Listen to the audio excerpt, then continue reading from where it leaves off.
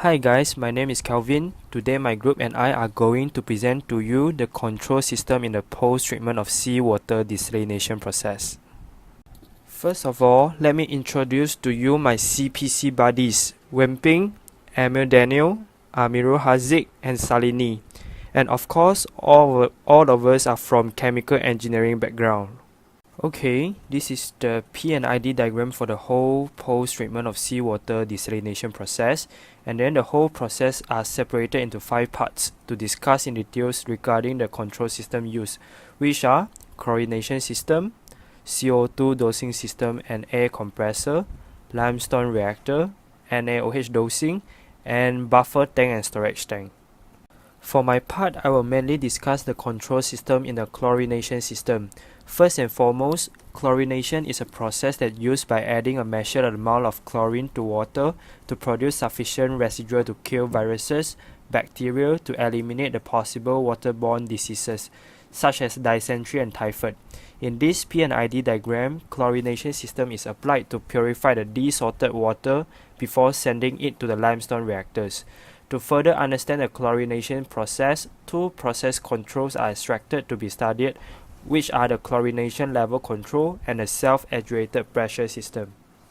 For level control system, it can be observed that 2 level meters are attached to the chlorination storage tank, LE151 and LI151. The storage tank is also connected with 1 inlet and 2 outlet streams, which are storage filling pipe, storage overflow pipe and dosing to sump pipe, which is not stated in this P&ID diagram. The 3 valves that used in the chlorination is also shown, and all these 3 valves are operated manually. As overflow piping is connected to the storage tank without a valve attached to it, it can be hypothetically assumed that the system is not a closed-loop control system and running in a way that the inlet is manually controlled and the overflow piping is constructed at a specific height to prevent the storage tank from overfilling. The drainage valve is normally closed under smooth operation, and the strainer valve is also manually controlled at a specific flow rate. Thus, to improve the efficiency of the system, a closed-loop control system is recommended to be applied to the system. The control system are proposed as the level of chlorine in the storage tank will be the control variable, manipulated variable is the flow rate of chlorine to the storage tank, and lastly, the disturbance will be the flow rate of chlorine to the Y-type strainer. By installing the closed-loop control system, the overflow piping can be removed and detached. The level of the chlorine in the storage tank will be monitored by the level meter and controlled by manipulating the inlet flow rate of chlorine. Besides that, the local meter can be removed as well to reduce the cost needed to operate the system. Self-actuated pressure control valves do not depend on any external signal for pressure control. As the name suggests, pressure in the process line itself is used as an actuating signal to open or close the pressure control valve. As shown in figure right hand side, a self-actuated pressure control valve uses a pitot tube which gives access for process fluid to pressurize the diaphragm, which then acts to open the valve so process fluid from process line can pass through. For a pressure regulator valve, pitot tubes connects the diaphragm casing to a point downstream of control valve. When the pressure downstream to control valve increases beyond set point, process fluid exerts increased pressure on the diaphragm, thus closing the valve. Closing of the valve stops process flow, thus reducing the valve downstream pressure back to set point level. And the same theory works on the contrary situation. In addition, the valve that used in the self-actuated pressure system can also be known as the fail open valve. In this self-actuated pressure system, the control variable will be the flow rate of chlorine dosing to sump, manipulated variable is the flow rate of chlorine to the valve, and no disturbance variable. My name is Wong Weng Pin. After the carbon dioxide is added into the desalinated water, the permeate will enter the limestone reactor and react with the limestones to achieve the target hardness, alkalinity, and pH levels in the product stream, which is also known as mineral enriched stream. Backwashing is required to eliminate carryover of fine particles from the limestone media, so that the limestone media can be reused for several times. The backwashing waste stream is discharged before the next operation of limestone reactor can be carried out. In the industry, stable turbidity of the desalinated water is always desired to ensure that the quality of product water at the outlet is not affected. From the P&ID, the pressure meter and the flow rate meter are connected to the limestone reactor inlet to measure the pressure drop and the flow rate of the desalinated water. This is done mainly to maintain the pressure at 500 kPa and flow rate at 44 kg per second, so that the turbidity of the desalinated water is stable before entering the reactor. The pressure controller and flow rate controller will detect the errors in the respective control variables. Then the valve openings at the reactor inlet are adjusted in order to maintain the variables at the desired values. The disturbances towards the pressure in the pipe can be the mixing actions of the compressed air stream with the desalinated water before they enter the reactor. On the other hand, the inlet flow rate might be disturbed by the clogging situation in the valve itself or the inlet pipeline. The desalinated water supply pressure can also affect the flow rate of the inlet stream. The two controllers actually apply an interlock, which allows only one type of controller to function in the process at one time. Under normal control actions, the interlock allows the pressure controller to adjust the pressure inside the inlet stream first, because the pressure change in the inlet stream can have a significant effect on the flow rate. Then the interlock will shift to allow the flow rate controller to adjust the actuator of the control valve to adjust the flow rate. Manual actions are required to shift the interlock actions accordingly, so this control strategy can be replaced by other methods. Cascade control is recommended to replace the interlock control strategy mentioned earlier. The primary controller in this process is the pressure controller, while the secondary controller is the flow rate controller. Flow rate controller measures and maintains the inlet desalinated water flow rate directly, while the pressure controller measures the inlet stream pressure and sends the signals to the flow rate controller to increase or decrease the valve openings.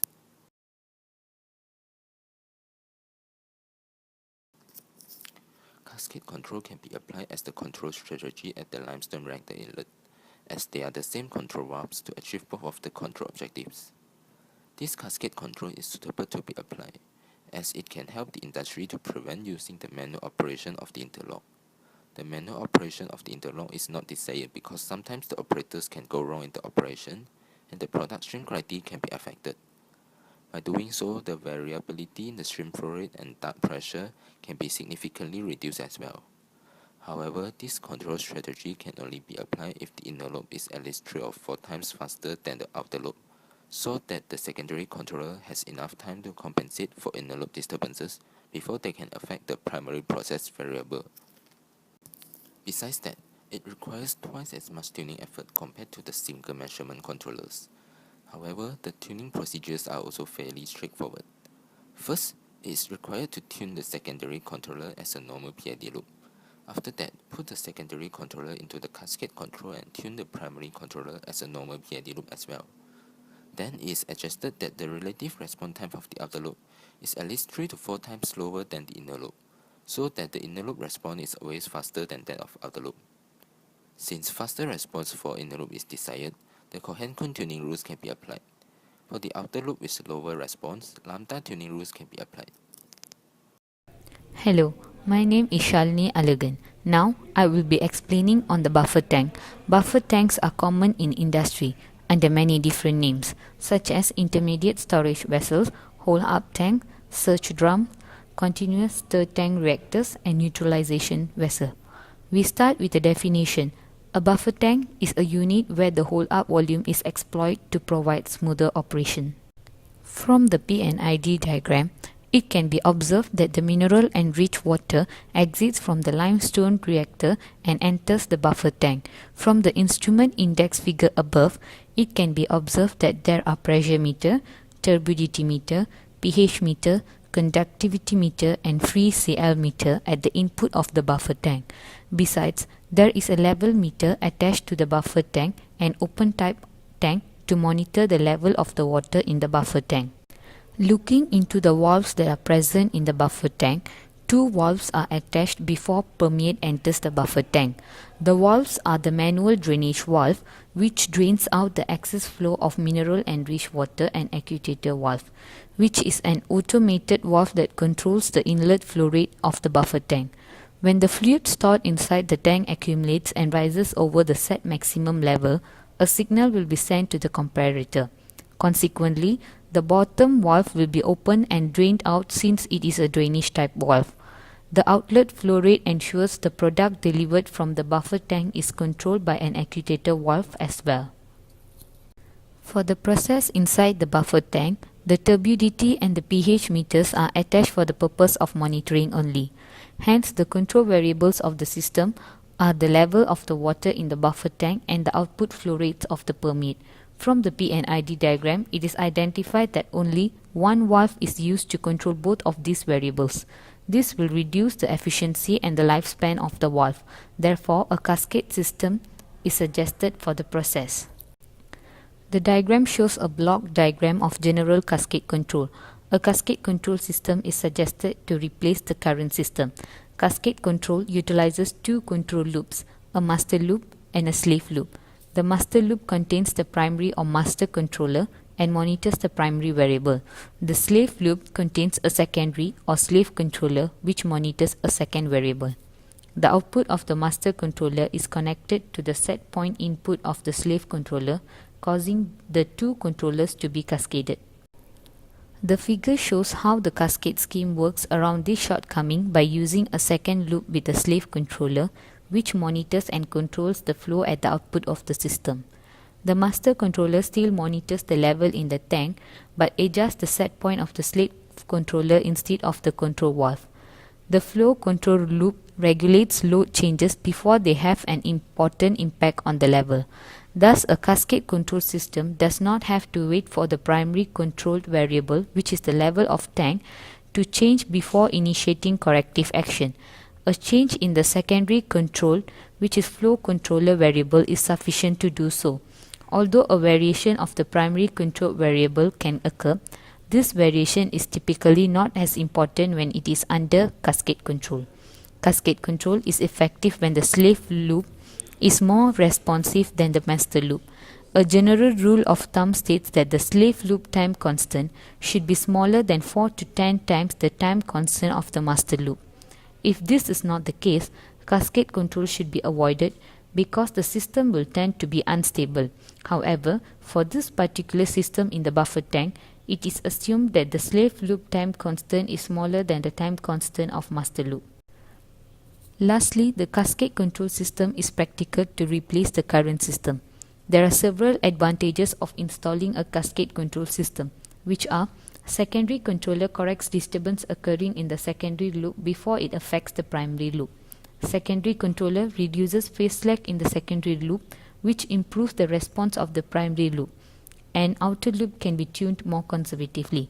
Although the drawback of cascade control system is that the overall cost is double the current system cost, there are more advantages of installing the cascade system. My name is Muhammad Amirul Haziq bin Muhammad Azhar, and I will be explaining on the sodium hydroxide dosing system. Sodium hydroxide dosing is an important system in the remineralization of desalted water by using limestone reactor. The purpose of sodium hydroxide dosing is to adjust the pH value, corrosion control, and softening the water. Commonly, in water treatment industry, sodium hydroxide is used regularly instead of powdered alkalis such as lime or soda ash because the system requires less complexity than using powdered alkali substances. This system consists of two storage tank or vessel. The large storage tank supplies caustic soda to the system while the smaller tank functions to calibrate the pH value of the caustic soda supplied to the system.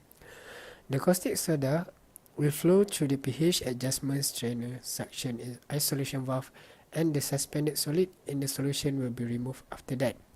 Next, the solution will undergo pH calibration process in the small vessel. The calibrated caustic soda will then be pumped to be mixed with the outlet of buffer tank in order to adjust its pH value before being directed to the storage tank. A recycle stream has also been installed before the pH adjustment dosing pump discharge pipe suction isolation valve to recycle excessive caustic soda back to the inlet of the Y-type strainer. This recycle stream is controlled by a pressure relief valve, which is a fill-close valve. A level meter and a local level meter are installed at the large sodium hydroxide storage tank. The function of both meters is to monitor and adjust the level of caustic soda inside the storage tank. One inlet and two outlet streams are installed connecting to the sodium hydroxide storage tank. Storage overflow is also installed to control the level inside the tank.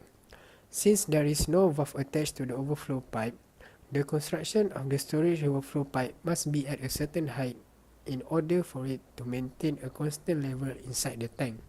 Therefore, a recommendation that can be introduced to the system is to apply closed-loop control system by following the process variables as shown in the video.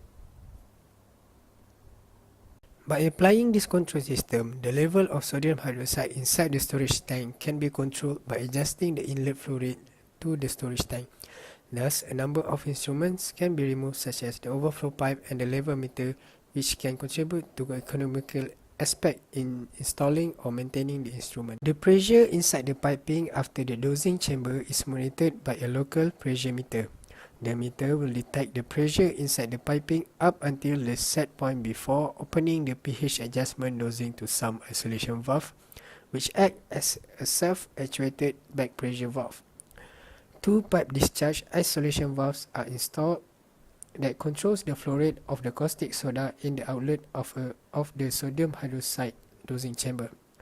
This process can be shortened with the same efficiency by introducing closed-loop system to the process. The process variables are as shown. By applying this control system, the pressure meter can control the pipe discharge isolation valve directly by adjusting the flow rate of the sodium hydroxide going out from the dosing chamber. If the pressure is too high, the valve will be closed fully and the valve of the recycle stream will be open. Apart from that, applying the closed-loop system will also eliminate the need of pH adjustment dosing to some isolation valve and pipe discharge isolation valve. This will eliminate the cost of the maintenance of the two valves. Hi, my name is Emir Danial and I will be explaining about the carbon dioxide dosing system. Carbon dioxide dosing system is required to accelerate the dissolution of limestone in the desalted water. In this PNID diagram, the carbon dioxide dosing system is connected to the influent of the limestone reactor. Besides that, carbon dioxide plays a big role in pH control in a water treatment plant. It can neutralize high pH levels quickly. Moreover, it is safer to store compared to liquid acid. There are three types of instruments that are used to monitor three types of variables in the carbon dioxide dosing system. The level meter and the temperature meter is installed inside the carbon dioxide storage tanks. The flow meter is connected to the piping of the limestone reactor feed. The outlet stream piping is equipped with an actuated fail-close valve that is automated and normally open in the design operations. The limestone reactor's feed is connected with a pH meter. To obtain the best chemical process control, a closed-loop system is recommended to improve the carbon dioxide dosing system. The pH meter can indicate the amount of carbon dioxide present in the limestone reactor's feed. Therefore, the pH meter can send signals to the fail-close valve and a closed-loop control system is formed. The control type is feedback control. The set point for the closed-loop pH control system can be set based on the limestone reactor's requirements. Next, I will be talking about the air compressor. An air compressor converts power into potential energy stored in pressurized air. In this PNID, the pressurized air is mixed with service water to form aerated water with increased kinetic energy. The mixture is then used as backwash for the limestone reactor. The air compressor is equipped with a differential pressure switch.